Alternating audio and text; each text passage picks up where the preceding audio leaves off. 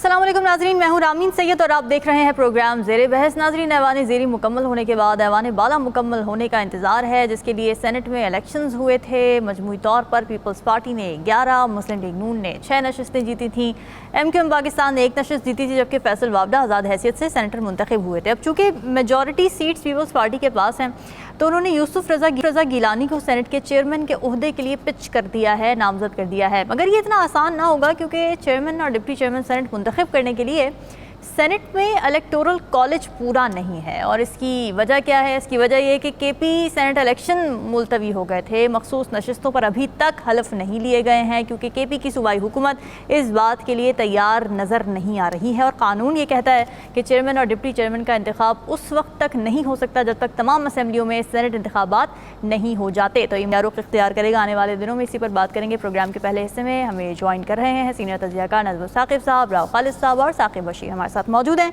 आप सभी का बहुत शुक्रिया। नजमुस साकिब साहब, ये चेयरमैन सेनेट का मामला, यूसुफ रज़ा गिलानी आपको जल्द कुर्सी पर बैठते नज़र आ रहे हैं या अभी कुछ उलझेंगे मज़ीद मामला?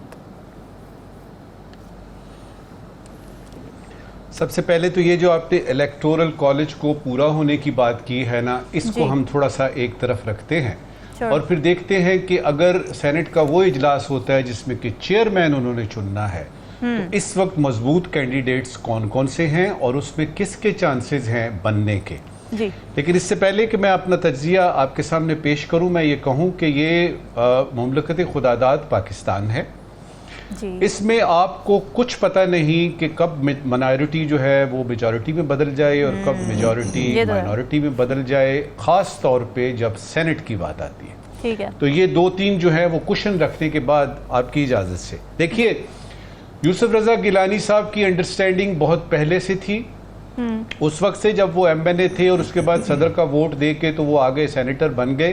और उसमें अंडरस्टैंडिंग जो थी उस मीटिंग की, वो ख़ास एक मीटिंग जो हुई थी जिसमें ये था कि कौन सदर बनेगा, कौन वज़ीर आज़म बनेगा, उसमें अंडरस्टैंडिंग यही हुई थी कि यूसुफ रज़ा गिलानी साहब चेयरमैन सेनेट बनेंगे। लेकिन पिछले 2-3 दिनों में हमने देखा कि कुछ अहम मुलाकातें हुई टॉप लेवल की। अच्छा। और उसके फौरन बाद हमें पता लगा कि लाड़काना से या सिंध के किसी इलाके से बिलावल भुट्टो जरदारी, जो कि चेयरमैन है PPP के, उन्होंने बड़े वसूख से कहा कि यूसुफ रज़ा गिलानी हमारे चेयरमैन सेनेट के उम्मीदवार हैं।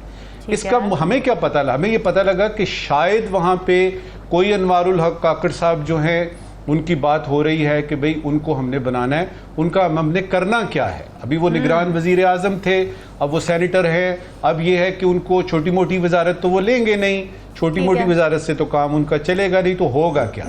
तो बातों बातों में मैंने आपको बता दिया कि 2 मजबूत कैंडिडेट जो हैं वो कौन से हैं। इससे पहले कि मैं इसको इख्तिताम पे लेके आऊँ, आपको 1-2 खबरें देनी है जो इस्लामाबाद के मखसूस हलकों में इस वक्त गर्दिश कर रही हैं।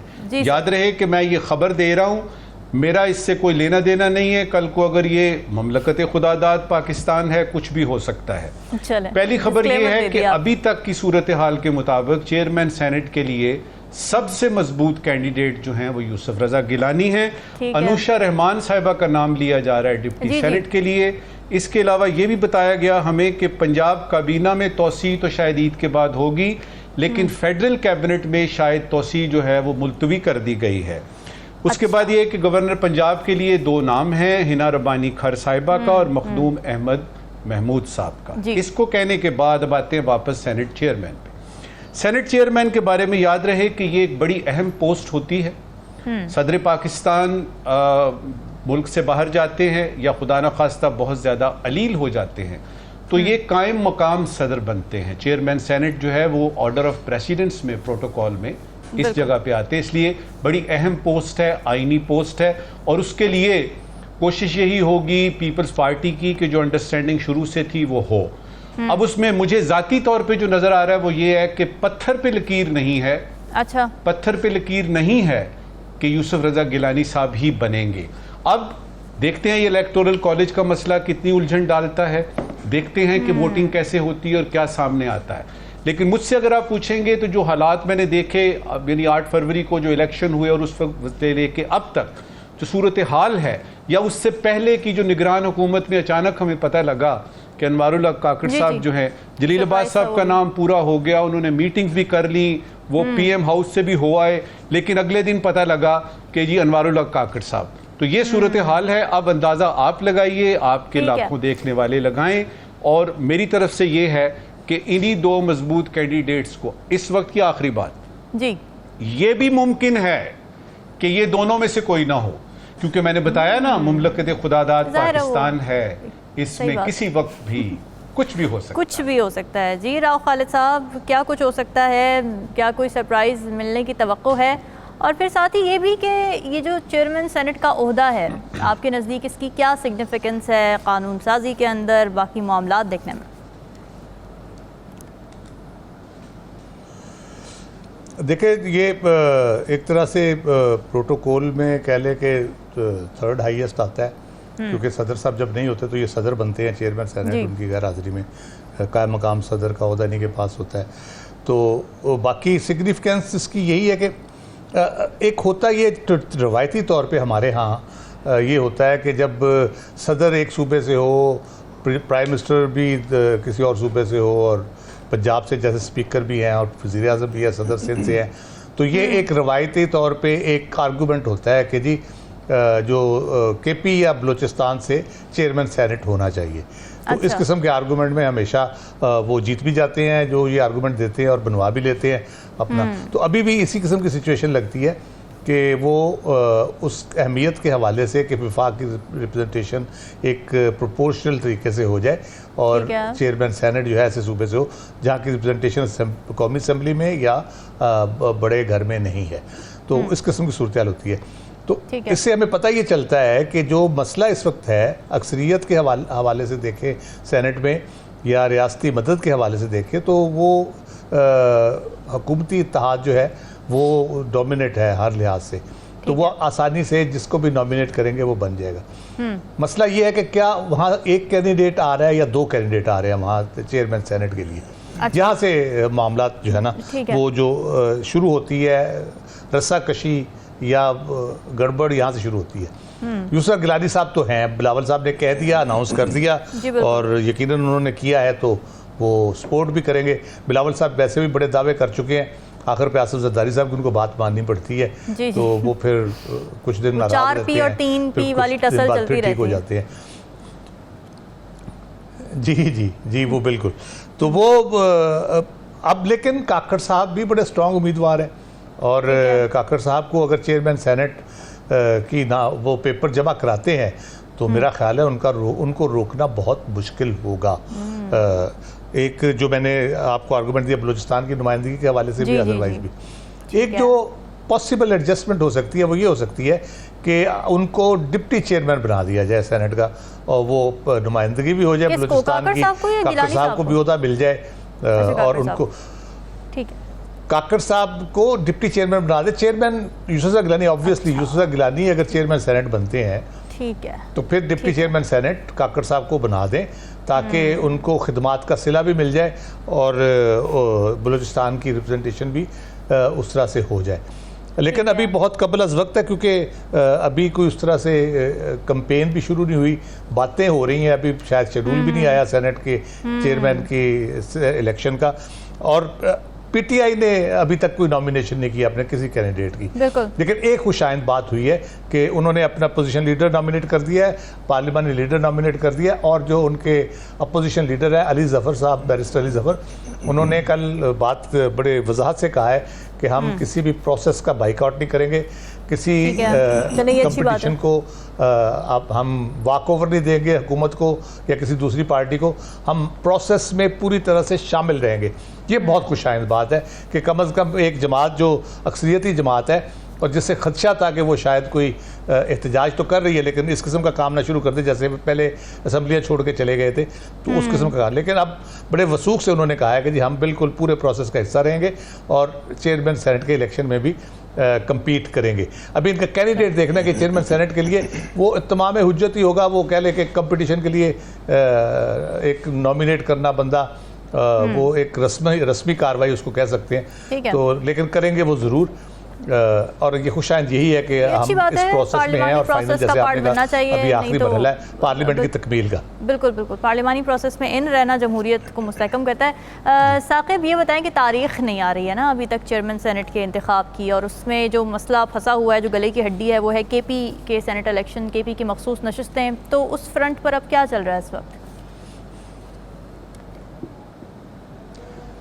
एक तो जो केपी के इलेक्शन है उसके हवाले से भी इलेक्शन कमीशन भी खामोश है। इससे कबल भी जब सेनेट इलेक्शन से पहले जो नए सेनेटर बने थे जो मखसूस नशिस्तों पे, उन्होंने पहले पेशावर हाई कोर्ट फिर इलेक्शन कमीशन से रजू किया।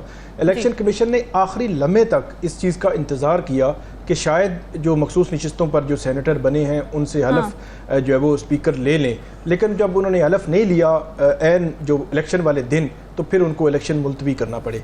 अब जो केपी के जो वज़ीर आला हैं उनकी जानिब से उसी रोज़ को बड़ा एक स्ट्रॉन्ग किस्म का मैसेज आया और उन्होंने प्रेस कॉन्फ्रेंस भी की और उन्होंने कहा कि हम अपना हक जो है वो किसी को नहीं लेने देंगे और हर सूरत में ये अपना हक वापस लेंगे। अब मेरा ख्याल में एक डेड लॉक है। एक तरफ जो पेशावर हाई कोर्ट है उसने भी ऑर्डर किया था, उसको उन्होंने उसकी हुक्म अदूली की, नहीं माना, और उसके बाद इलेक्शन कमीशन का ऑर्डर भी नहीं माना। अब एक डेड लॉक की पोजीशन है कि वो बनेगा क्या, क्या आउटकम होगा। अभी तमाम जो सर्कल्स हैं वो फिलहाल जो है वो खामोश हैं। इलेक्शन कमीशन भी देख रहा है कि क्या इस सिनेरियो जो है क्या बनता है। जहाँ तक बात है जो चेयरमैन सेनेट का इलेक्शन है, उस इलेक्शन के तनाजुर को देखने के लिए अगर जो यूसुफ रज़ा गिलानी साहब को पीपल्स पार्टी ने और बिलावल ने नामजद किया है और दूसरी तरफ अनवारुल्लाह काकड़ साहब का नाम भी सुना जा रहा है। जब वो सेनेट अभी सेनेटर नहीं बने थे तो उससे पहले उनका नाम बतौर चेयरमैन सेनेट जो है वो लिया जा रहा था। अच्छा। फिर हमें पता लगा उन्होंने बतौर सेनेटर कागजात नामजदगी जमा करवाए और आज़ाद हैसियत में उन्होंने कागजात नामजदगी जमा करवाए थे और उसके बाद वो सेनेटर बन गए। जिस तरह वो सेनेटर बने हैं तो चेयरमैन सेनेट भी इस तरह बन जाए तो मेरे ख्याल में अनहोनी नहीं होगी। इसके लिए अगर हम 2021 के चेयरमैन सेनेट के इलेक्शन को देखें तो आपको मेरे ख्याल में सूरत हाल मजीद बेहतर समझ आ जाएगी।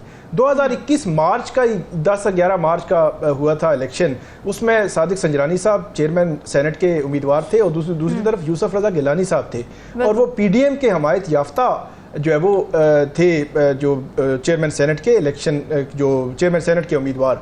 हुआ कुछ यूँ था कि यूसुफ रज़ा गिलानी साहब के 49 वोट निकले और 48 वोट जो है वो निकले जो सादिक संजरानी साहब के। 7 वोट जो है वो उनके मुस्तरद हो गए। वो अचानक पता चला जी वो वोट तो उनके हैं लेकिन मुस्तरद हो गए हैं। फिर हमने देखा कि वो उसके लिए उन्होंने बड़ी कानूनी जंग लड़ी, उस वक्त बड़ा एहतजाज भी किया और शोर शराबा भी हुआ, बहुत कुछ हुआ, लेकिन अगर कुछ नहीं हुआ तो वो चेयरमैन सेनेट की सीट उनको वापस नहीं मिली थी और वो जो सादिक संजरानी साहब हैं अपना 5 साल दौर मुकम्मल करके गए थे। थोड़ा सा मजीद पीछे चले जाए तो ये सादिक संजरानी साहब कौन है?